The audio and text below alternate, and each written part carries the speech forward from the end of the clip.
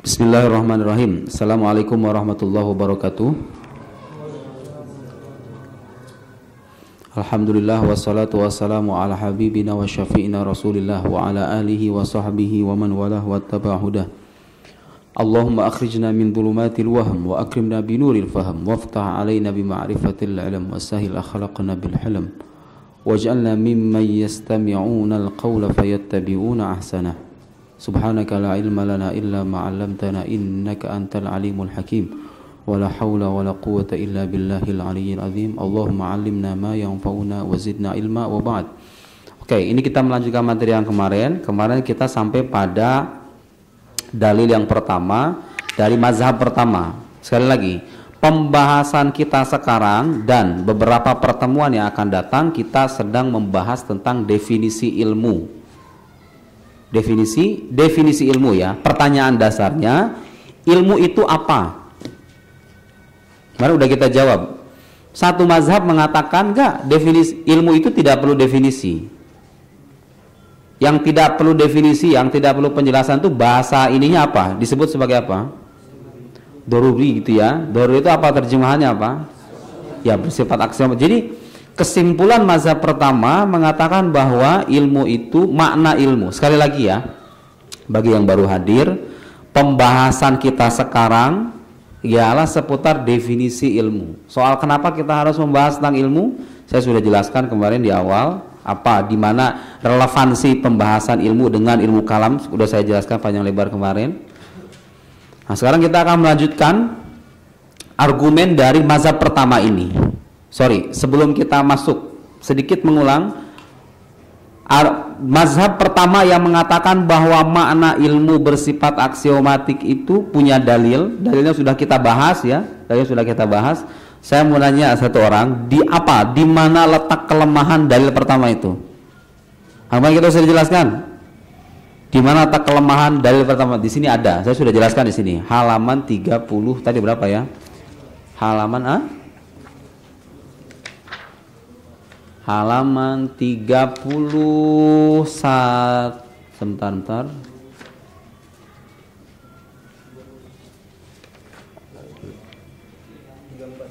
Halaman 34. Itu bantahannya, silakan nanti dibaca.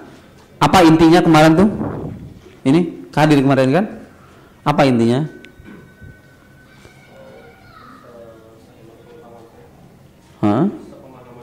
Sepemahaman saya ya. Saya nggak nanya di luar pemahaman kamu kok, enggak. Intinya kesimpulannya bahwa kelemahan dari pendapat dari Imam Al-Razi itu beliau itu tidak sampai kepada hakikat dari pengertian ilmu. Namun hanya Bukan begitu. Ada yang bisa penjelasan? Tandi, yang mana Tandi? Antum nggak Tandi itu kan? Gimana Tandi? Kamu yang bisa ngejawab. Apa letak kelemahan di mana? Dengerin.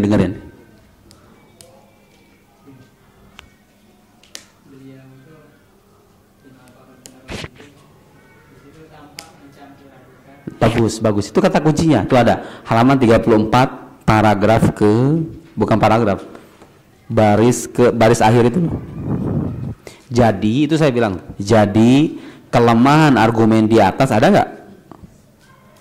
Kelemahan argumen di atas terletak pada pencampur adukan antara pemaknaan ilmu dengan terhasilkannya ilmu. Kan beda. Saya udah jelasin ya. Beda antara terhasilkannya sesuatu dengan penggambaran kita tentang hakikat sesuatu yang terhasilkan itu. Kan beda kan? Jadi kalau Anda punya gambaran tentang sesuatu, terhasilkan di kepala Anda tentang sesuatu, Anda tahu handphone, terhasilkan kan? Handphone. Itu tidak serta-merta Anda bisa menggambarkan hakikat handphone, iya nggak? Saya kemarin udah berikan penjelasan. Kalau tukang sayur yang setiap kali bergelut dengan kol, dengan timun, dengan ini, kalau kita tanya sama mereka, setiap hari itu melihat, bukan tahu lagi kan, artinya dia sudah menjadi bagian dari keseharian dia kan. Tapi apakah itu berarti dia tahu tentang hakikat semua benda yang ada sekeliling dia itu? Apakah kalau orang menghasilkan sesuatu, apakah dengan serta-merta dia tahu tentang hakikat sesuatu itu? Halo? Enggak kan? Oke, kita nggak akan bahas itu lagi ya. Jadi itu apa kata kuncinya di sana. Jadi letak kelemahan argumen pertama itu dia tampak mencampur adukan antara makna ilmu, hakikat ilmu dengan terhasilkannya ilmu. Gitu ya. Silakan nanti diulang lagi penjelasannya. Sekarang kita masuk ke argumen yang kedua, dalil kedua. Sekali lagi. Dalil itu jadi gini ya, harus dikenal dua istilah. Ada yang namanya dakwah, ada yang namanya dalil. Dakwah itu apa dakwah? Nih ya. Mana spidol? Ada yang namanya dakwah. Dakwah itu klaim. Nanti kalau saya menggunakan istilah kata klaim itu artinya yang klaim apa sih, pengakuan kan? Ada yang namanya dakwah ya. Ada yang namanya dalil. Ada yang namanya dalil. Dakwah itu klaim, dalil itu argumen gitu ya. Atau bukti gitu ya. Atau dalil kita juga terbiasa menggunakan kata dalil. Ada yang namanya dakwah, ada yang namanya dalil. Dakwah itu artinya klaim. Klaim itu artinya apa? Ya mazhab dia. Coba, dakwah. Kalau saya menggunakan kata dakwah mazhab pertama itu bunyinya apa? Klaim mazhab pertama. Ini sekali lagi, kita sedang membahas tentang definisi ilmu. Pertanyaannya ilmu itu apa? Mazhab pertama mengatakan apa? Al ilmu doruri, gitu kan? Itu namanya dakwah. Itu namanya klaim. Jadi mazhab pertama mengklaim, mengakui bahwa ilmu itu tidak perlu definisi, definisi gitu ya. Ini dakwah. Al-ilm doruriyun la yahtaj ila mu'arrif atau ta'rif gitu ya. Dalil. Nah, sekarang ada yang namanya dalil. Dalil itu adalah argumen yang disertakan untuk mendukung klaim ini. Paham nggak? Contoh seperti apa kalau dalam buku tauhid yang sering diulang-ulang itu hudusul alam. Al-alam hadis. Itu namanya apa? Itu namanya klaim, itu namanya dakwah. Saya mengklaim, saya sebagai seorang muslim, saya mengklaim bahwa alam itu baru. Kan harus ada bukti, harus ada dalil kan? Ketika saya punya klaim dan saya berharap klaim saya ini diamini oleh orang lain, otomatis harus apa? Harus berdasarkan pada apa? Pada dalil kan? Iya nggak? Pacaran itu haram. Itu apa namanya? Dakwah. Saya mendakwa. Saya mengklaim bahwa pacaran itu haram. Ya, sebelum Anda berharap bahwa fatwa Anda ini diamini oleh orang, Anda harus apa? Harus punya apa? Harus punya dalil. Harus punya bukti atau argumen. Argumen yang dikemukakan untuk mendukung atau menguatkan klaim tadi. Paham nggak? Nah, sekarang mazhab pertama terkait pembahasan tentang definisi ilmu itu, mazhab pertama mengatakan apa? Ilmu itu bersifat aksiomatik gitu ya, tidak perlu penjelasan, tidak perlu itu klaim yang pertama. Nah, nanti dalil itu, ingat, perhatikan, dalil itu bisa cocok gitu ya kalau dia bisa mendukung klaim yang pertama tadi. Paham nggak? Kalau seandainya ada dalil, ada orang misalnya mengklaim sesuatu, mengklaim A, kemudian dia menyertakan dalil, gitu kan? Kalau seandainya dalilnya ini bisa menjadi dasar untuk menguatkan klaim itu tadi, berarti dalilnya cocok. Tapi kalau dalilnya salah alamat, gitu ya, kayak seperti yang kemarin, saya nggak perlu membahas panjang lebar lagi. Dalil yang kemarin itu salah alamat tuh anakronistik gitu bahasa ininya itu. Jadi dia punya klaim ini, tapi dalilnya itu mengarah ke aspek yang lain gitu loh. Berakhir dengan kesimpulan yang lain, paham nggak? Gitu ya. Jadi kalau yang kemarin itu misalnya mazhab pertama kan klaimnya bahwa makna ilmu itu bersifat aksiomatik gitu ya, tidak perlu definisi. Sementara dalil yang dikemukakan itu tidak bisa mendukung klaim yang pertama ini, paham nggak?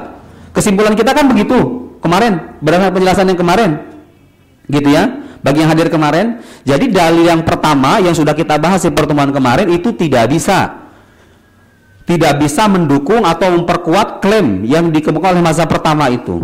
Sekarang kita akan lihat apakah paham nggak sekarang, bisa ngebedain nggak antara dakwah dengan dalil, itu paham nggak? Bisa ngebedain nggak? Bisa ngebedain nggak? Contoh lagi, Indonesia itu adalah negara maju. Itu namanya apa? Dakwah. Itu namanya atau mudda'a. Sering dakwah mudda'a itu bima'nan wahid. Mudda'a itu yang diklaim gitu loh. Mudda'a, dakwah atau mudda'. Jadi nanti kalau mendengar menyimak kata dakwah atau mudda'a itu maksudnya klaim tadi ya. Nah, satu klaim itu bisa diterima kalau dia didasarkan pada dalil, pada argumen. Argumen itulah yang dirangkai dalam rangkaian kias. Kias itu ada dua, makanya belajar mantik itu pentingnya gitu.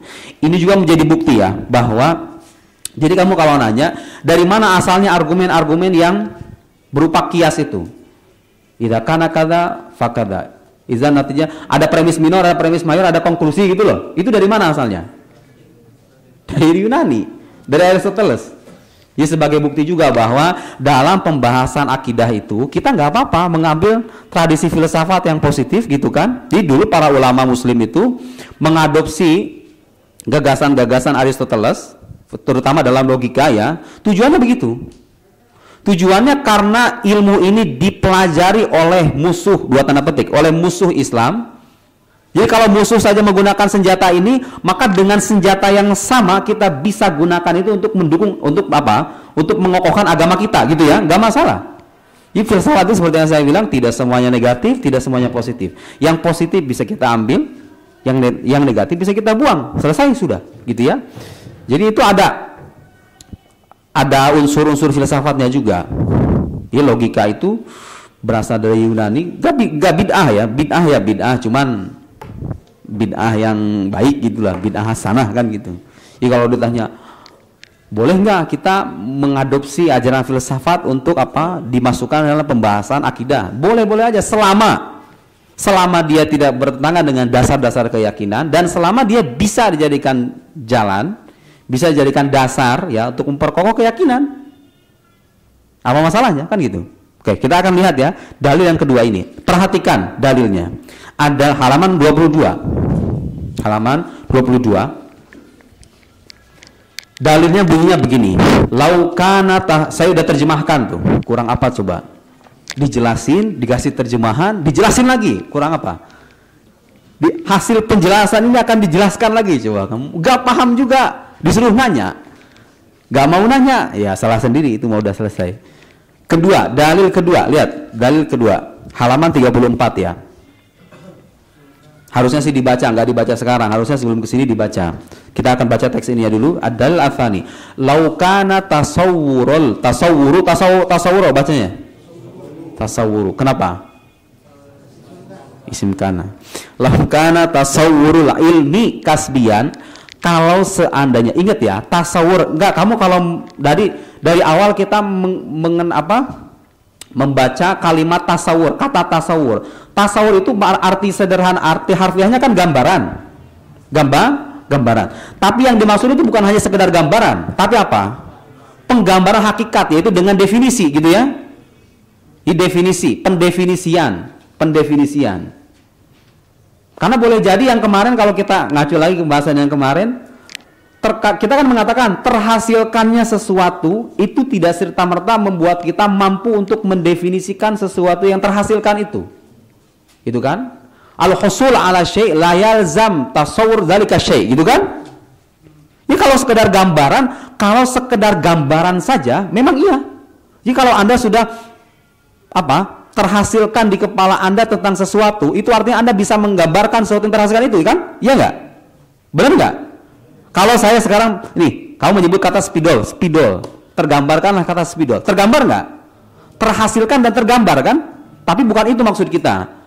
Yang kita bahas sekarang itu bukan tasawur dalam makna harfiah, bukan. Tasawur dalam arti tasawur bil ma'nal mantiqi, gitu ya. Kan dalam mantik kan tasawurat, tasdiqat. Tasawurat itu ujungnya apa? Ta'rif kan? Jadi tasawur di mana ta'rif gitu ya. Jadi sekarang kalau mendengar atau menyimak kata tasawur, yang kita maksud adalah penggambaran hakikat, pertanyaan dasar kita sekarang, ilmu itu apa? Nah, jawabannya itu menjelaskan hakikat ilmu gitu loh. Itu yang akan kita bahas ya. Tasawur ilmu itu maksudnya dalam bukan hanya sekedar gambaran saja. Ya, kalau sekedar gambaran kita juga tahu kan. Ilmu, sekarang gambarkan coba. Tergambar nggak sesuatu? Saya mau kata ilmu, ilmu. Tergambar nggak? Di kepala kamu tergambar sesuatu nggak? Masa nggak tergambar? Ilmu, tahu ilmu kan? Ilmu tahu ilmu kan? Pengetahuan tahu kan? Jangan-jangan bikin tergambar, cuma tergambar secara polos itu kan? Tapi kalau ditanya, kamu tahu dengan tergambarnya ilmu itu, kamu tahu hakikat ilmu nggak? Belum tentu kan? Ya nggak? Ini kalau soal, jadi gitu ya, tasawur itu maksudnya dalam arti itu, penggambaran hakikat. Kalau lihat perhatikan dalilnya, kalau seandainya penggambaran ilmu itu bersifat, penggambaran hakikat, penggambaran hakikat ilmu itu bersifat spekulatif, kasbian itu harus spekulatif, gitu ya. Kadang disebut dengan kata doruri, nadori. Nadori, ya kasbi itu nadori gitu ya, spekulatif. Spekulatif artinya apa? Kasbi artinya apa kasbi? Yahtaj ila apa?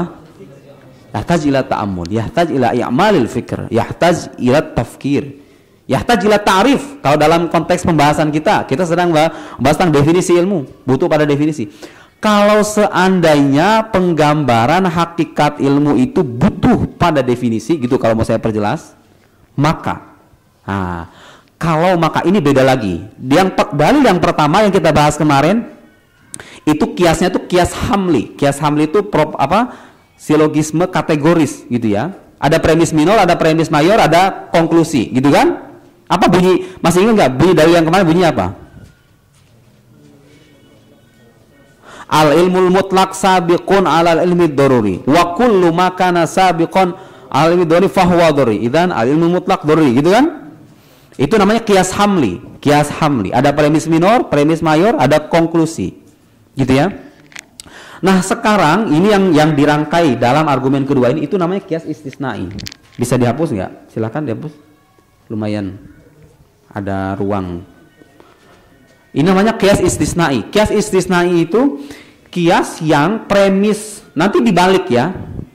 Itu kalau yang ngaji yang di jilid 2 tuh saya udah ngejelasin berkali-kali tentang ini. Ya kan ya? Udah saya jelasin.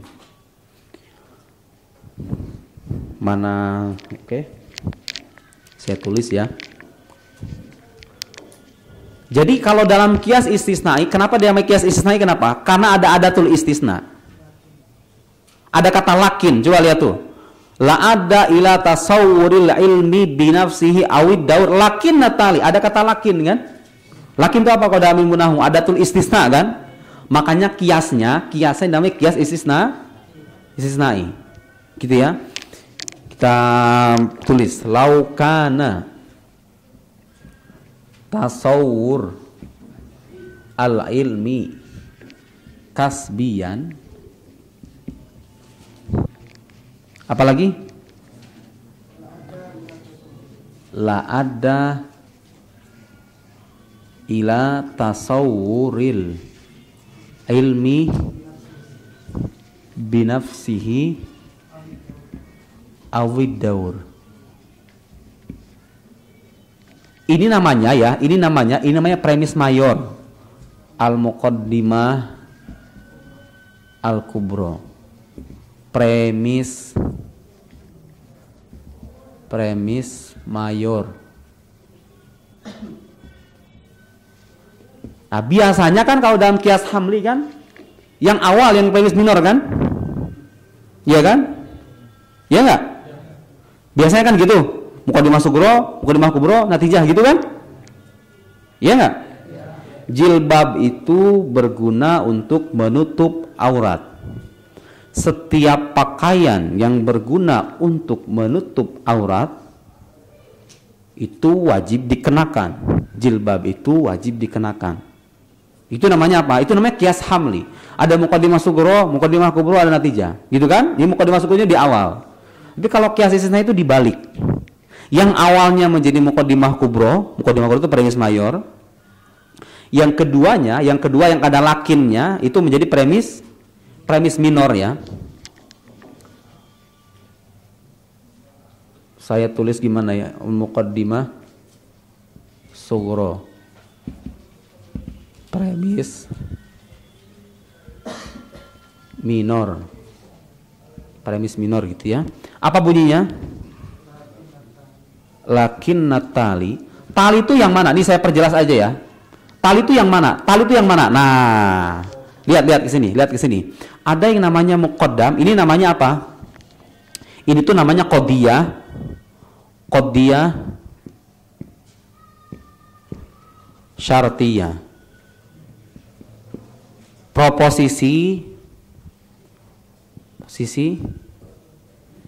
hipotetis gitu ya. Kamu harus tahu ini. Ini tuh namanya proposisi hypothetical proposition gitu. Orang Sunda menyebutnya begitu. Proposisi hipotetis. Kenapa namanya hipotetis? Karena di sana kita berhipotesa. Kalau begini maka begini gitu ya. Pokoknya kalau ada yang bunyinya kalau seandainya, jangan kalau seandainya. Kalau Jokowi itu menang, nah, maka kan ada maka kan? Ya enggak? Sering hatta dalam percakapan sehari itu sering kita gunakan, benar nggak? Kalau seandainya kamu itu mencintaiku dengan tulus, maka pasti kamu tidak akan selingkuh. Itu namanya apa? Itu namanya proposisi apa? Proposisi hipotetis ya. Dalam proposisi hipotetis itu ada yang namanya muqaddam, ada yang namanya tali. Muqaddam itu bahasa nih ya, lihat di sini. Ini nih. Yang bagian pertama itu namanya muqaddam. Saya tulis ke bawah ya, nggak apa-apa acak-acakan ya. Kamu kalau tulisnya terserah, mau diacak-acakin, mau dirapiin terserah. Yang bagian pertama, sekali lagi, nanti kita akan sering mengulang argumen yang bunyinya seperti ini. Lau kana kada, la kana kada, gitu ya. Paham nggak? Kalau begini maka begini. Kalau begini maka begini. Gitu ya. Itu namanya proposisi apa? Proposisi hipotetis, qadiyah syartiyah, gitu ya. Nanti syartiyah ada dua, ada syartiyah muttasilah, ada syartiyah munfasilah, tapi itu soal lain. Banyak contohnya, banyak sekali. Kalau seandainya Bapak Presiden Jokowi itu menang, maka saya akan melamar kamu. Misalkan gitu kira-kira. Misal.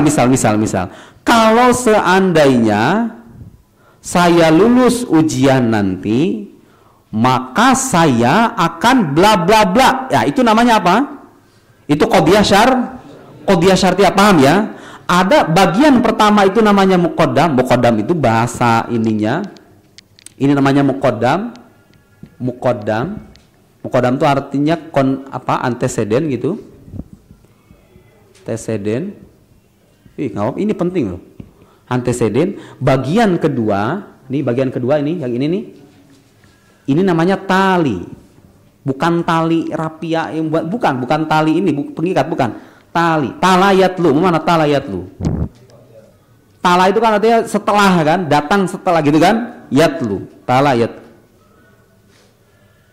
Kenapa? Makanya baca Quran namanya tilawah, kenapa? Dari kata talayat kenapa namanya tilawah, kenapa? Karena ketika kita membaca huruf ini dibaca, kemudian setelah itu huruf ini dibaca, gitu kan? Bismillahirrahmanirrahim. Saya mengucapkan huruf sin setelah saya mengucapkan huruf ba. Huruf sin diucapkan apa? Huruf mim diucapkan setelah huruf sin, gitu kan? Ada urutan di sana kan? Makanya namanya tilawah, gitu ya. Talayat itu artinya apa tuh? Ya gitulah. After this gitu kira-kira. Setelah talayat ini namanya konsekuen.